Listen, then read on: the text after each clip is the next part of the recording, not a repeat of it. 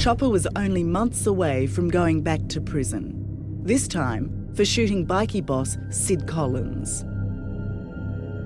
Because he was the national president of Outlaw Motorcycle Club, I was supposed to donate $8,000 to his bloody wedding.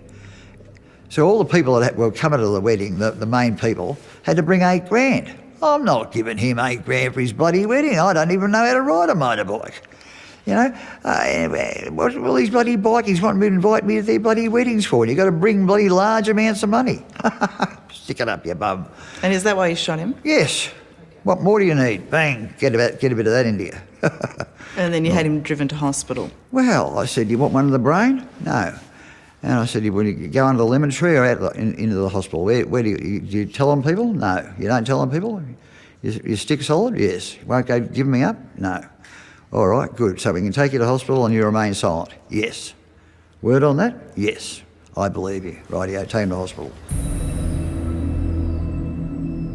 But Sid Collins broke this baffling criminal code by going to police. Chopper spent the next 6 years here at Risdon Prison. All right, Mark, what do you got?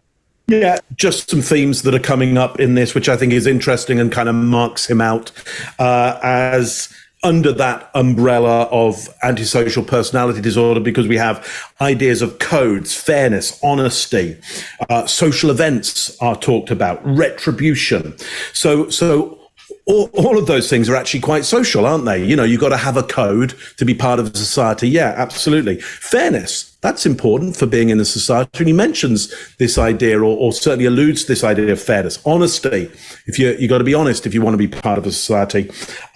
Social events, if you're part of a society, you show up at social events. Or you may have ideas about social events. And then retribution, if people don't do the right thing at social events, like give you a bill for $8,000, then retribution is clearly going to be. So look, when we talk about, an antisocial behavior or personality, often within their own group, it's actually quite social. Like in his mind, all he's doing is paying back fairly what should be paid to somebody when they go and ask you for an $8,000 to show up to a wedding. Yeah, you punish them for that because it isn't fair, it's not honest, and it's not the code that's expected. Now, to us as outsiders, we're not. I mean, it's interesting. This guy was a one percenter. He's a biker. He wasn't a Hell's Angel, but he's patched up. So. Yeah, he's one of those groups call themselves the 1%ers because they see themselves as the 1% who are outside of society. Well, even for Chopper, he reckoned you're way outside of society. You've done exactly the wrong thing by charging me $8,000. Now you need punishing. So that's how far out of society Chopper is. He's outside of even the 1%. He won't even join in with the $8,000 to the outsiders. He's an outsider of even the outsiders. He's way out there. What an extraordinary character. Only in Australia, I reckon. Greg, what do you got on this one? I'll bet we could probably find one of those somewhere other than Australia. I might have lived next door to one of these guys and not known it. So he does that. He does a lot of bluster. This guy needs to be recognized as he's just so cool. The reason he shot him is because he asked for $8,000. I don't even ride a motorcycle. That's really the reason. But he knows his way when he thinks he scored a point and he's not sure you got it. That pay attention to, because you know.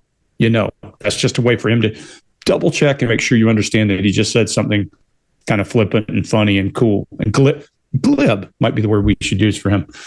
His conversation is illustrating, and he doesn't have filters when he's going through what happened and why I shot him and that. So I believe it. This is one of those where you can see it and believe it because he's going on about why he did it and what he did. Look at the consistency after he says, then he will have the same kind of behavior.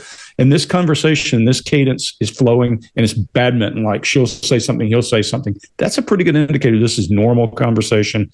He's not trying to just run down there. But again, even when he's telling the truth, he's got to have the choppa act. So that's what I got. Scott, what do you got?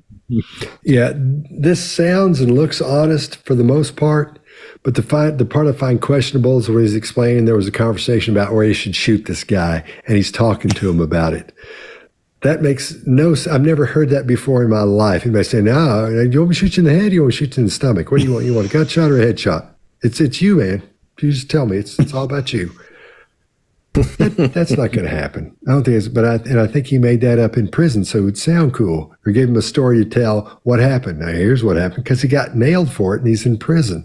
And it didn't seem like that big a deal. So I think to be the big deal he was, I think that's what had to happen. I think he had to make something up. But his laughter's back. His illustrators are really small and they're close to his body. That's another part of it that bothers me. I feel like it's true because he shot the guy.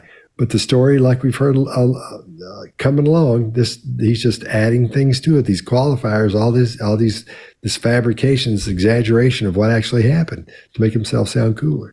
Chase, what do you got?